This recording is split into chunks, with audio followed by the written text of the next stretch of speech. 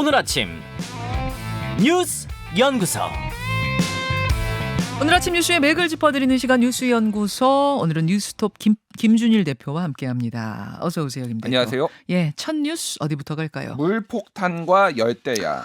폭우에 폭염에 아주 난리였어요. 예, 뭐 어제 중부지방은 비가 어마어마하게 왔죠. 예. 그래서 최고 이제 거의 30cm 정도 왔습니다. 특히 이제 경기 남부하고 충청 쪽에 많이 왔는데 충남 서산이 뭐 281mm, 어제 오후 5시까지니까 추가로 더 왔을 수도 있습니다. 예. 그리고 뭐 서울 같은 경우에도 한 171mm 정도 왔어요. 그래서 이게 특히 이제 집중됐잖아요. 특정 시간대, 시간당 그렇죠. 30에서 50mm 이제 강하게 비가 왔고요.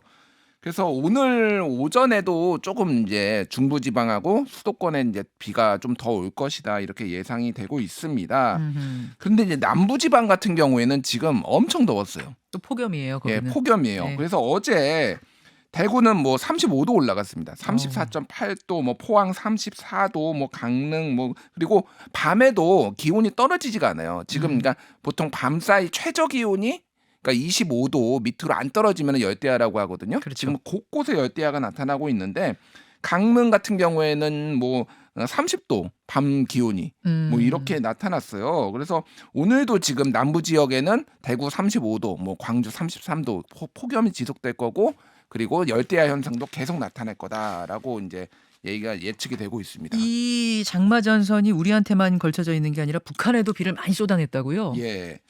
또 이게 이제 남부 지방은 비가 안 오고 중부하고 북한의 이제 완전 북부보다는 조금 밑에 아래쪽에 예. 그쪽에 이제 비가 많이 왔어요. 그래서 지금 북한도 지금 그 댐 수문을 지금 열었는데 환강댐이라고 있습니다. 네네. 임진강 상류에 있는데 이거를 연 것으로 수문을 연 것으로 추정되고 있어요. 왜냐하면은 북한이 공식적으로 통보를 안 해왔습니다. 보통은 통보를 해주잖아요. 예. 문 연다고. 그래서 과거에 이제 사고가 한번 있었어요. 예전에 2009년에 환강댐을 한번 방류를 한 다음에 야영객이 6명이 사망을 했고 예. 그런 다음에 이제 정부에서 그럼 댐 열 때 알려달라라고 얘기를 했고 이번에도 지난 28일에 통일부가 요청을 했거든요. 통지를 해달라고. 남북 연락사무소 통신선에서도 이렇게 요청을 했는데 북한이 무응답 그리고 그냥 문을 열어버린 겁니다.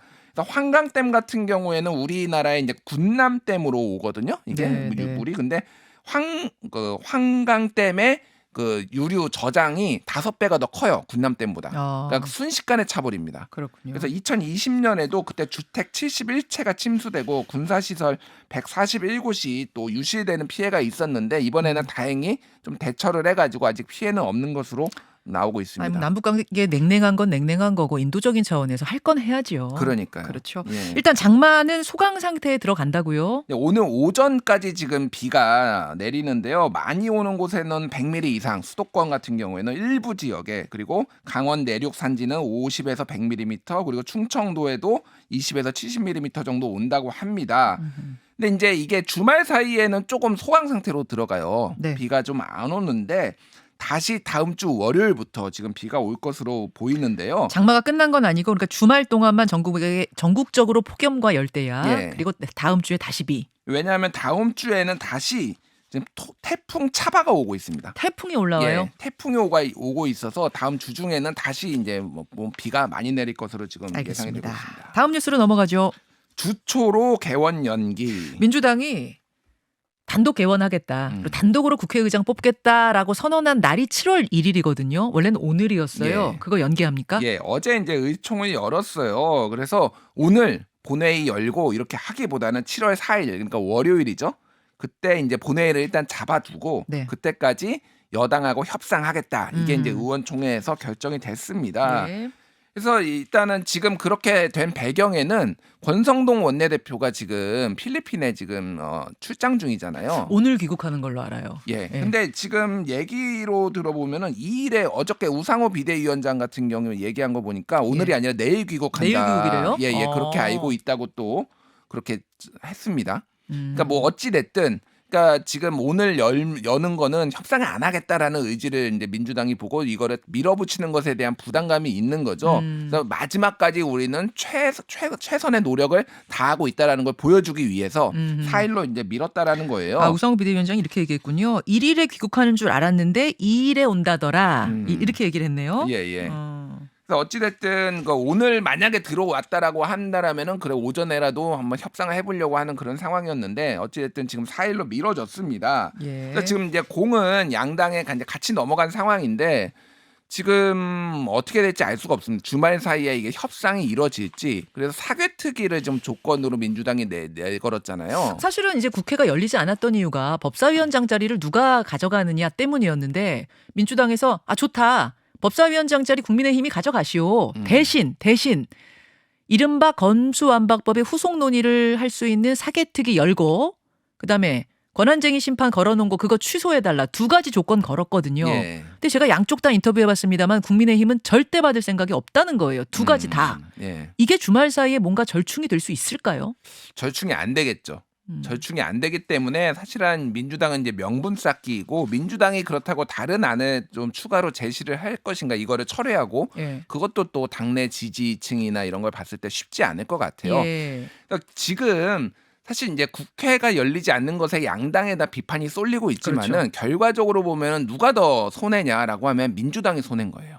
민주당이 집권 여당이 아니라 야당 손해예요? 예. 왜냐하면은 그러니까 뭐 여당 같은 경우에는 어쨌든 행정 권력이 있잖아요. 그래서 행정부에서 하는 것들이 많잖아요. 어허. 근데 야당은 지금 이 의회 권력을 다수당이고 보여주고 여기에서 인사청문회도 해야 아하. 되고 국회에 대해서 견제도 해야 되고 그냥 의원들이 밖에서 얘기하는 게 아니라 의회 안에서 얘기를 하고 거기서 뭔가를 보여줘야 되는데 무기력한 야당이다 이런 비판도 많거든요. 그러니까 더 급하니까 더 지금 열겠다라고 하는 거예요, 사실. 사실은 이제 인사청문회 열어가지고 뭐 후보들 문제점도 지적하고 뭔가를 보여줄 수 있는 자리인데 그게 안 열리면은 민주당이 더 손해다. 그렇죠. 그러니까 이제 하겠다라는 거고 어쨌든 주말 사이에 보여줘야 되는데 어제 이제 해프닝성의 보도가 하나 있었어요.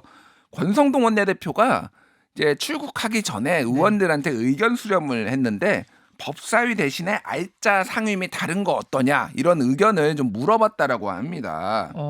이게 뭐냐면은 법사위가 지금 사실상 예전만큼 강력하게 어떤 상원으로서의 역할을 좀 못한다라는 거예요.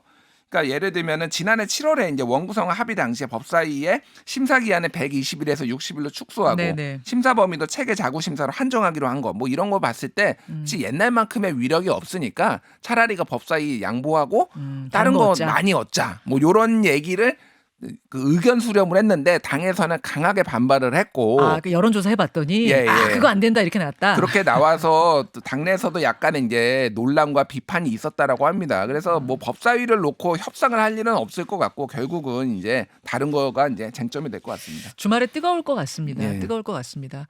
7월 4일 월요일 다시 잡힌 국회 D-Day 여러분 주목해 주시고요. 다음 뉴스로 가죠. 이재명 비선 캠프 밝혀질까? 경찰이 어제 경기주택공사 GH라고 하죠. GH를 압수수색했습니다. 이게 무슨 일 때문이에요? 이게 이제 지난 대선 때 불거졌는데 이재명 후보 자택의 옆집에 GH의 그러니까 이제 합숙소가 이제 바로 옆집에 이제 있었던 거예요. 아니 어떻게 이재명 지사 바로 옆집이 경기 그 주택공사 직원들 합숙소냐 이상하다. 이제 그 의혹이 막판에 제기됐었죠. 대선. 그래서 이게 대선 캠프였다. 그리고 여기를 합숙소로 이제 캠프 선수들이 와서 여기서 대책 회의도 하고 뭐 이랬다라는 건데 당시에 GH 얘기는 원래 GH가 주택공사잖아요. 예, 그럼 예. 뭐 건설해야 되잖아요. 네. 그러면은 경기도 곳곳에 나가야 되고 숙소가 필요해서 한 100개 정도 있다라는 거예요. 이런 게 곳곳에. 그중에서 우연찮게 이재명 지사의 옆집에 있었다라는 건데 문제는 이제 그 당시에 이제 이현욱 전 GH 사장 같은 경우에는 소위 말해서 리틀 이재명이라고 불릴 정도로 뭐 이재명 후보의 측근이었다라는 거예요. 그렇죠. 그래서 기본소득에 대해서도 어느 정도 이제 여기에서 안을 만들었다 이런 얘기도 있거든요. 그러니까 핵심 측근이 장소를 빌려준 거 아니냐 이런 겁니다. 그래서 여기에서 이미 국민의힘이 이미 고발을 한 상황이었거든요. 그러면 대선 때 들어간 고발이 이제 수사가 되는 거예요? 이제 수사가 되는 거죠. 그리고 그때 기억하는 것이 이제 막 의혹 공방이 있을 때 이재명 후보 부인 김혜경 씨가 법인카드로 초밥 10인분을 시켰다. 이거 혹시 그 합숙소로 간 거 아니야? 이제 이런 의혹도 나왔던 기억이 나요. 그렇죠. 이제 그 갑질 의혹, 비서 갑질 의혹이 있으면서 그때 녹취록이 많이 공개가 됐었잖아요. 거기에서 이제 많이 나왔는데 아니 10인분을 어떻게 먹느냐. 아니 뭐 다른 뭐 기생충이 있는 거 아니야. 뭐 이런 얘기도 뭐 대화도 그때 오갔던 게 네. 이제 나오는데 네. 너무 많이 먹는다라는 거죠. 근데 이게 혼자 먹을 수 있는 게 아니고 그러면은 뭐 자택에 이를테면 지인들을 초청하냐 그러니까 절대 부르지 않는다. 뭐 이런 얘기가 이제 비서들끼리 오갔던 것도 이제 있습니다. 비서 녹취록 말씀하시는 비서 거죠? 녹취록이요. 비서들. 그러니까 예, 예. 결과적으로 보면은 여기에서 법인 카드로 그었던 초밥이나 뭐 소고기가 여기로 이제 이 비선 캠프로 간 거 아니냐 이런 의혹이 있는 겁니다.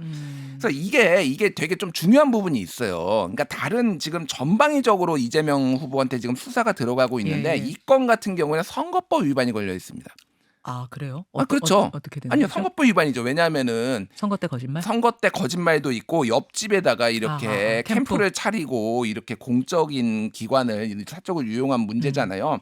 이게 만약에 유죄가 확정이 되면은 피선거권 10년 제한이에요. 다른 거 예를 들면 배임 뭐 이런 거하고는 또 차원이 다른 문제예요. 피선거권 그러니까 선거에 다시 나갈 수 있는 게 10년 동안 제한된다. 그건 대선 2번 앞으로 못 나옵니다. 그렇게 만약에 되는 이재명 후보가 만에 하나 유죄가 유죄가 되면? 되면은 이게 가장 큰 쟁점이 될 수가 있어요. 그래서 이거를 지금 수사를 어떻게 할 것이냐 짧게 말씀드리면은 여기 살았다라는 거예요. GH 입장은 여기에 실제 직원들이 살았다라는 거예요. 실제로 직원들이 건설 현장 가려고 거기 살고 있는 합숙소였다. 그러면 그거를 증명을 하면 됩니다. 그렇죠. 누가 살았고 특히 뭐 이를테면 초밥 10인분 같은 거 있었을 그 당시에 정말로 살았는지 안 살았는지를 경찰이 수사를 하면 되고 예. 그리고 누가 그러면 여기서 회의를 했다라는 거 아니에요. 누가 회의를 했는지를 경찰에 밝혀내면 되는 거예요. 그러니까 경찰 네. 쪽에서는 진짜로 캠프로 쓰였는가를 들이대야 될 것이고 또 경기주택공사 측에서는 아니다. 여기 실제 합숙소였다는 걸 들이대면 될 것이고 각자 예. 증거를 찾고 있군요. 그렇죠. 그 부분은 이제 경찰이 집중적으로 이제 수사를 할 것으로 보입니다.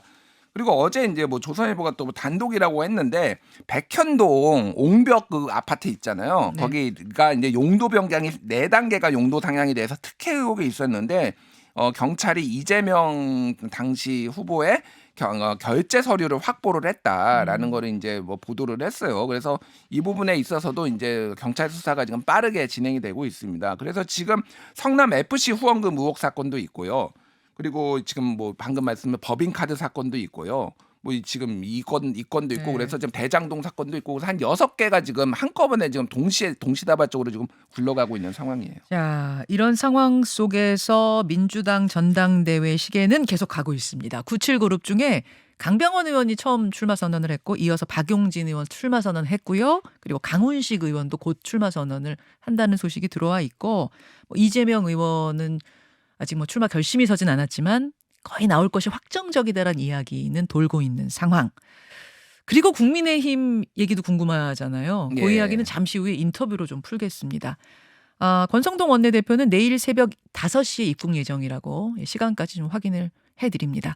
김준일 대표 수고하셨습니다. 예, 감사합니다. 김현정의 뉴스쇼는 시청자 여러분의 참여를 기다립니다. 구독과 좋아요, 댓글 잊지 않으셨죠? 알림 설정을 해두시면 평일 아침 7시 20분 실시간 라이브도 참여하실 수 있습니다.